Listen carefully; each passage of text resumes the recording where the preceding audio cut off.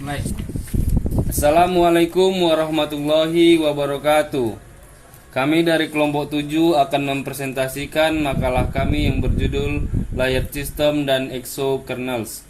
Adapun nama-nama anggota dari kelompok 7, yang pertama Rahmat Gilang Perdana, yang kedua Muhammad Dafa Ardiansa, yang ketiga Adri Yatniel Manalu, yang keempat Febri Altama, dan yang kelima Muhammad Khoidir. Selanjutnya kami akan menjelaskan tentang sistem berlapis dan layered system. Sistem berlapis atau layered system adalah implementasi dari objek abstrak yang merupakan enkapsulasi dari data dan operasi yang bisa memanipulasi data tersebut. Struktur berlapis dimaksud untuk mengurangi kompleksitas rancangan dan implementasi sistem operasi.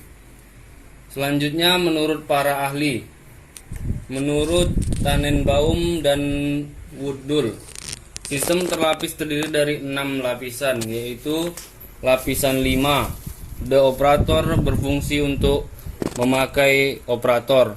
Lapisan 4, user program berfungsi untuk aplikasi program pemakaian. Lapisan 3, I/O manajemen berfungsi untuk menyederhanakan akses I/O pada level atas.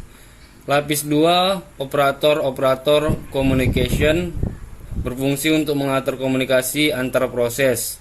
Lapisan 1, memory and RAM management berfungsi untuk mengatur alokasi ruangan memori atau RAM magnetik. Lapisan 0, Processor Allocation and Multiprogramming berfungsi untuk mengatur alokasi, pemroses, dan switching multiprogramming dan pengaturan prosesor. Selanjutnya, menurut Stallings, model tingkatan sistem operasi yang mengaplikasikan prinsip ini dapat dilihat pada tabel berikut yang terdiri dari level-level di bawah ini. Level pertama terdiri dari sirkuit elektronik di mana objek yang ditangani adalah registrasi memori sel dan gerbang logika. Operasi pada objek ini seperti membersihkan registrasi atau membaca lokasi memori.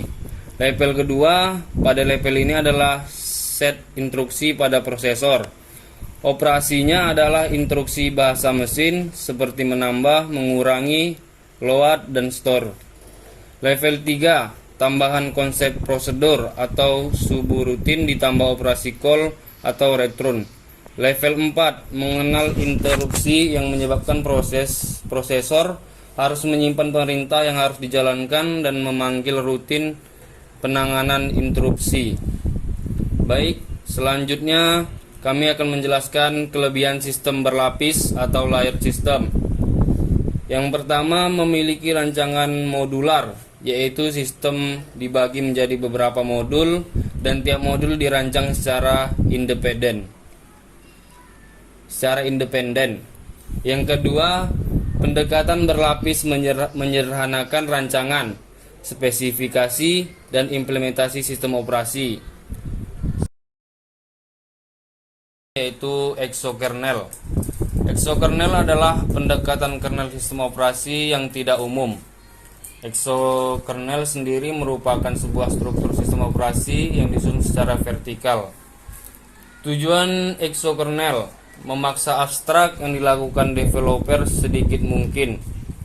Exokernel biasanya sangat kecil karena berfungsionalitas yang dimiliki terbatas pada proteksi dan pengandaan sumber daya.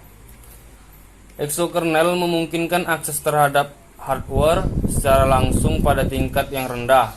Tugas kernel hanya memastikan bahwa sumber daya yang ingin digunakan benar-benar sedang berada dalam keadaan kosong atau belum digunakan oleh yang lainnya. Kelebihan exokernel memiliki fungsi perlindungan dan pembagian resorsi untuk hardware.